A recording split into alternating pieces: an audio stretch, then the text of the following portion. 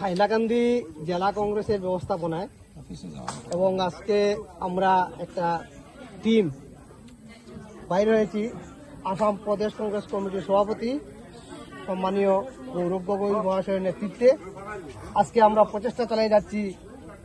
জুবিনদার আসাম, জুবিনদা যেরকম বলে গিয়েছিলেন যে জাতি ধর্ম নির্বিশেষে মানবতার আসাম, সেই দিকে লক্ষ্য রেখে আমরা প্রচেষ্টা করব যাতে জুবিনদার আসাম বানিয়ে রাখতে পারি।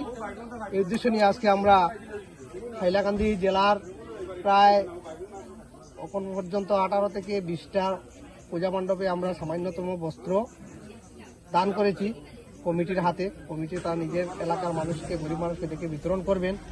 আশা করি আমরা জাতি ধর্ম নির্বিশেষে সবাই যাতে মিলেমিশে আমরা জুবিনদার আসাম করতে পারি, এই উদ্দেশ্য ধন্যবাদ। ধন্যবাদ। আমি স্টেট লেভেলের